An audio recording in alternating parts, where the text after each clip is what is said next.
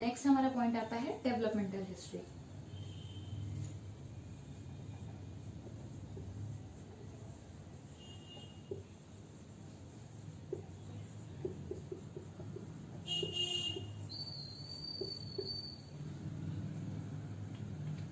Developmental history में जो हमारे बेसिक 4 डेवलपमेंट्स होते हैं उनके बारे में पूछते हैं। आप अगर हर एक डेवलपमेंट पे ध्यान देने जाओगे तो वो बहुत डिटेल है, लेकिन केस हिस्ट्री में क्योंकि हम बहुत कम समय के लिए लेते हैं और बहुत कम समय में हमें ज्यादा जानकारियां चाहिए होती है, तो हम बहुत बेसिक बेसिक पॉइंट्स ले लेते हैं जिसमें हमारे सारे डेवलपमेंट्स आ जाते हैं। ये चारों डेवलपमेंट है,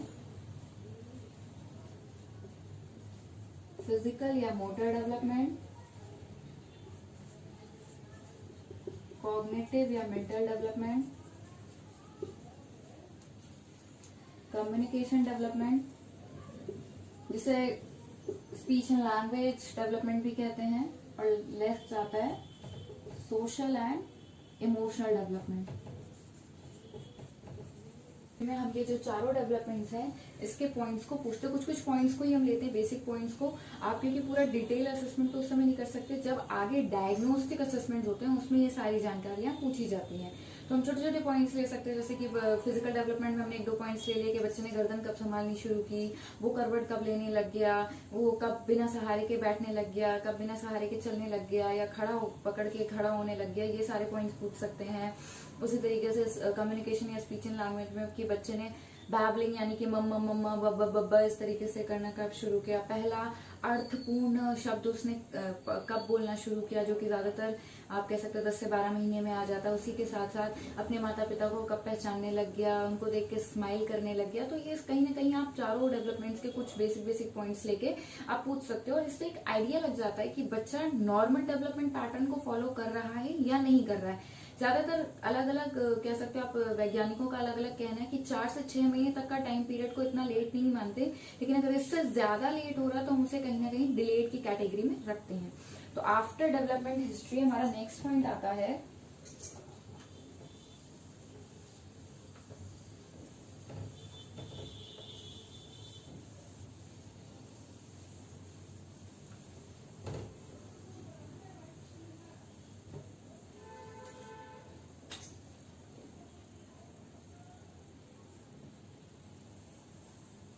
एक कॉलम आप अदर सेक्शन को देखिए कि सपोज केस हिस्ट्री में इतनी सारी चीज पूछने के बाद कोई ऐसी जानकारी है जो माता पिता स्वयं देना चाहते हैं, हमें स्वयं बताना चाहते हैं, वो सारी चीजें आप इसमें मेंशन करोगे। इसके बाद आता है नेक्स्ट कि आप रिकमेंड क्या करोगे। मतलब आपने पूरी केस हिस्ट्री ले ली, आपको कुछ कुछ समझ में आ गया है, तो अब आप क्या चाहते हो कि बच्चे का क्या क्या जांच होनी चाहिए। अच्छा, एक और चीज ध्यान रखेंगे, अगर बच्चा स्कूल जाता है तो एक सेक्शन और ऐड होता है एजुकेशनल हिस्ट्री।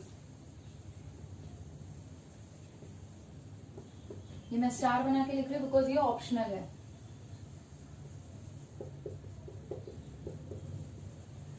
नहीं तो आप इस कॉलम को नहीं लिखोगे। एजुकेशनल हिस्ट्री उन बच्चों के लिए जो स्कूल जाते हैं, तो आप यहाँ पर पता करोगे कि बच्चा किस ग्रेड में है, लास्ट क्लास से इस क्लास में वो कैसा आया, कि बहुत अच्छा रिस्पांस था, कि बैक हुआ है, फेल हुआ है बच्चा, उसकी बैक आई हुई है, उसकी रीडिंग राइटिंग यानी लिखने की और पढ़ने की क्षमता कैसी है, क्योंकि इसी में ज्यादातर लर्निंग डिसेबिलिटी का आइडेंटिफिकेशन या पहचान हो जाता है कि बच्चे की लिखावट कैसी है, कैसा लिखता है, मैथ्स गणित के प्रश्नों को हल करने में उसकी कैसी एबिलिटीज हैं, ये सारी चीजें आप इसमें मेंशन करोगे। तो हम नेक्स्ट बात कर रहे थे अपनी रिकमेंडेशंस की।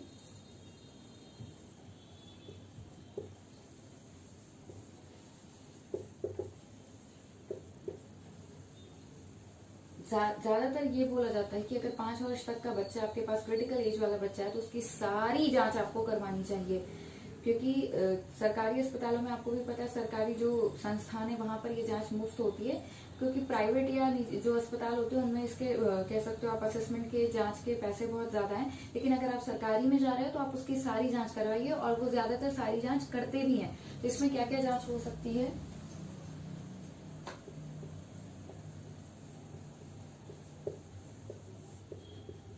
Psychological evaluation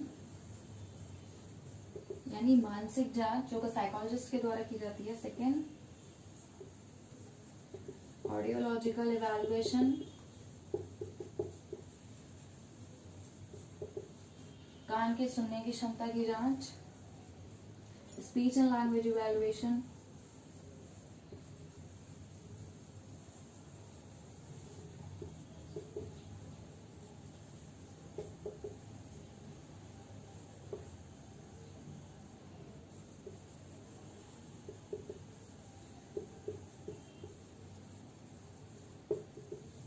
speech and language evaluation का तात्पर्य कि बच्चे के वाणी व भाषा का स्तर कैसा है, वो कम्युनिकेट किस माध्यम से करता है, वो सारी जानकारियाँ। फिजिकल इवैल्यूएशन यानी उसकी शारीरिक संरचना कैसी है, उसकी मांसपेशियां कैसी हैं, उनकी क्षमता कैसी है, चलने फिरने इत्यादि में पैरों के बीच जो स्थिति आती है वो किस प्रकार से है, वो सारी चीजें, शारीरिक बनावट इत्यादि इसमें आएगी।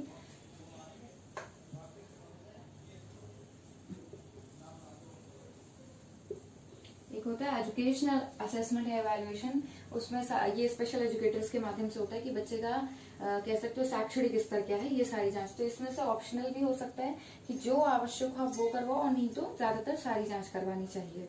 इसके बाद एक और पॉइंट आता है provisional diagnosis. Basically provisional diagnosis का तात्पर्य यह है कि आफ्टर केस हिस्ट्री कहीं ना कहीं आपको एक आइडिया लग जाता है, या जो आप प्रीवियस रिपोर्ट्स भी देखते हो उससे एक आइडिया लग जाता है, एक अनुमान लग जाता है, हो सकता है बच्चे को ये समस्या हो। तो क्वेश्चन मार्क बनाते हुए यानी क्वेरी में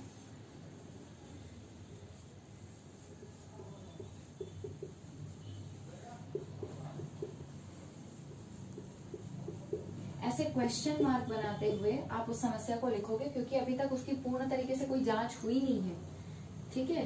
तो उस जांच के बेसिस पे या प्रीवियस रिपोर्ट्स के बेसिस पे आप ये लिखोगे और बाद में उसको आप फर्दर डायग्नोस्टिक असेसमेंट के लिए भेजोगे। तो कहीं ना कहीं हमने केस हिस्ट्री के सारे एलिमेंट्स डिस्कस कर लिए। तो बेसिकली केस हिस्ट्री के असेसमेंट में क्या क्या चीजें आती हैं। सबसे पहला था डेमोग्राफिक डिटेल्स, जिसमें हम बच्चे की सारी व्यक्तिगत पर्सनल जानकारियां लेते हैं, नाम, उम्र, फोन नंबर, एड्रेस। उसके बाद नेक्स्ट पॉइंट आया था कि अर्लियर इन्वेस्टिगेशन एंड ट्रीटमेंट, कहीं आपने जांच करवाई है, कोई इलाज करवाया है, किसी स्पेशलिस्ट ने आपके पास रिफर करके भेजा है, तो वो सारी जानकारियां आप लिखोगे। उसके बाद नेक्स्ट थर्ड आया था हमारा फैमिली हिस्ट्री, जिसमें माता पिता से संबंधित सारी जानकारियां लेंगे।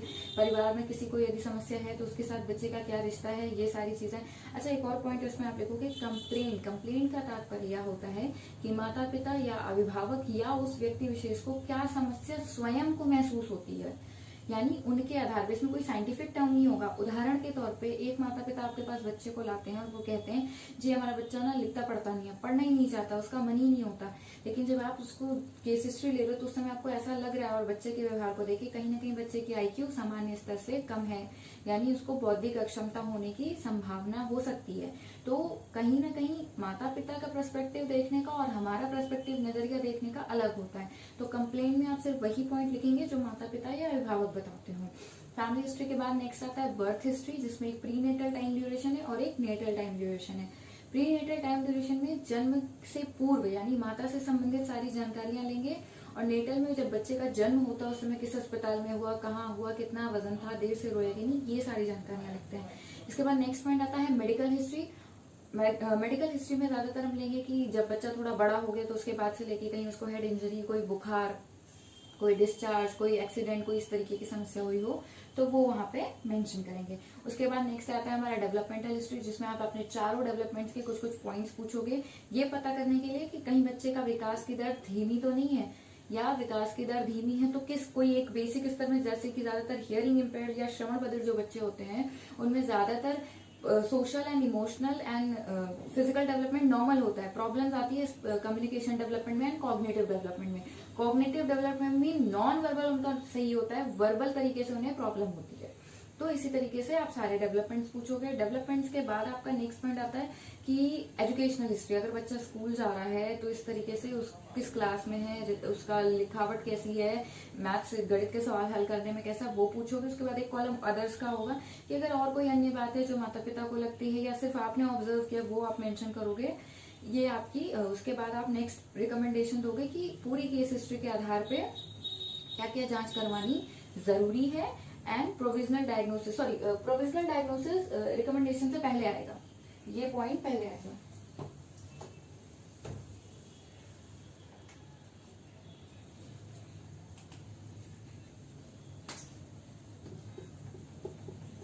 यहाँ पे आएगा प्रोविजनल डायग्नोसिस।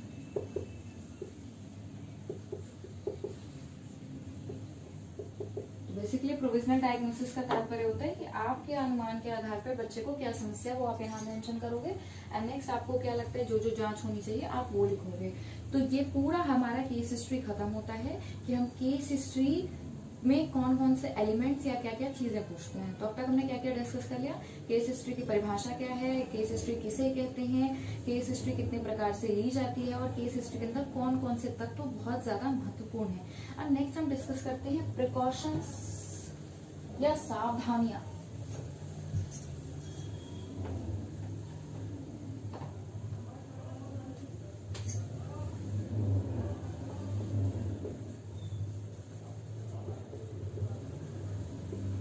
प्रिकॉशंस या सावधानियां यानी जब आप केस हिस्ट्री ले रहे हो तो किन बातों पे विशेष ध्यान दोगे। सबसे पहला पॉइंट आता है, जब भी आप केस हिस्ट्री लोगे तो आप बहुत ही, ये तो एक ऐसी बात है जो सभी को, जब आप प्रैक्टिकल सेशंस कर रहे हो तब भी होता है, संयम और धैर्य रखोगे। आपको एक ही बार में सारी चीजें नहीं मिल सकती, सारी जानकारियां नहीं मिल सकती, बच्चा आपके हिसाब से रिस्पॉन्स नहीं कर सकता, तो इन सारी बातों को करते समय धैर्य रखना अत्यंत आवश्यक है। तो केस हिस्ट्री लेते समय आप किस भाषा का प्रयोग कर रहे हो या किस तरीके से आप माता पिता को समझाने का, क्योंकि आप सारी जानकारियां उन्हीं से लोगे, तो आप उस भाषा का चयन करो जिससे वो आपकी बातों को समझें और उसके बाद ही वो आपको जवाब दें।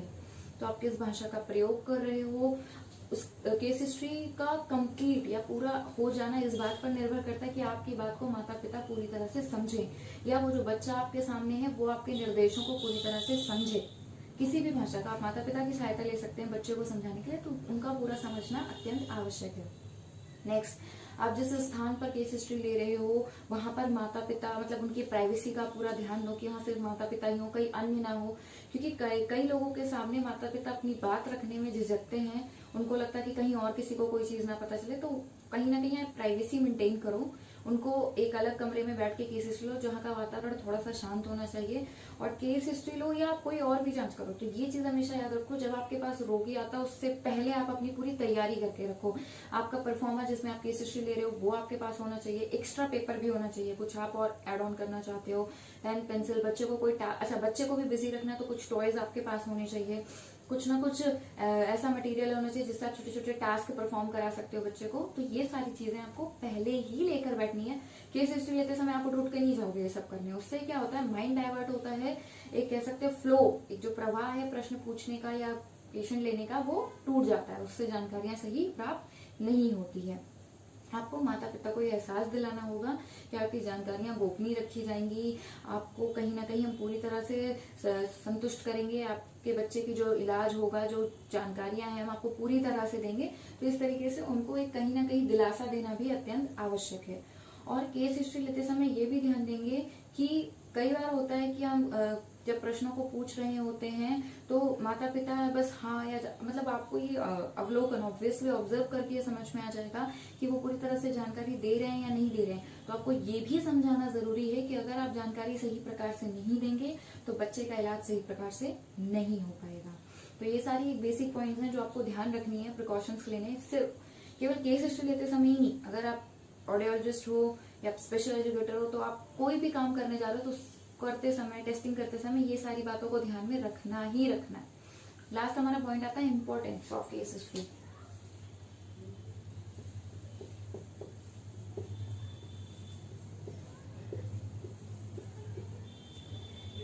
क्यों जरूरी है केस हिस्ट्री लेना, क्या महत्व है इसका। तो बेसिकली केस हिस्ट्री एक पहली सीढ़ी है जब हम किसी बच्चे या किसी विकलांग या किसी रोगी का पुनर्वास या उसका ट्रीटमेंट या उसका निवारण करने जाते हैं। तो this is the first step. इसी के माध्यम से हमें उस रोगी की पूरी जानकारी मिलती है, उसके विकास के बारे में पता चलता है, उसके जुड़ी अन्य संबंधित जानकारियां मिलती हैं, उसके परिवार से संबंधित जानकारियां मिलती हैं, जिससे कहीं ना कहीं हमें बीमारी की पहचान यानी आइडेंटिफिकेशन करने में सहायता मिलती है। उस बीमारी के पीछे क्या कारण हो सकता है उसका अनुमान लगाने में सहायता मिल सकती है, और उसके बाद हम माता पिता को पूरी तरह से परामर्श दे सकते हैं कि या भविष्य में होने वाले कहीं ना कहीं गुंजाइशें बता सकते हैं कि आपके बच्चों को आप ये चीजें करा सकते हो या इसके निवारण के लिए आप ये चीजें कर सकते हो। तो इसलिए केस हिस्ट्री लेना बहुत ही ज्यादा जरूरी है। अगर हम बच्चे की प्रीवियस लाइंस ही नहीं जानेंगे, पूर्व उसका इतिहास ही नहीं जानेंगे, तो हम आगे उसके भविष्य में कोई काम नहीं कर सकते हैं। तो आज का सेशन मेरा आपको कैसे लगा प्लीज मुझे कमेंट बॉक्स में बताइएगा। मेरे चैनल को लाइक करिए, कमेंट करिए एंड सब्सक्राइब करिए। Thank you.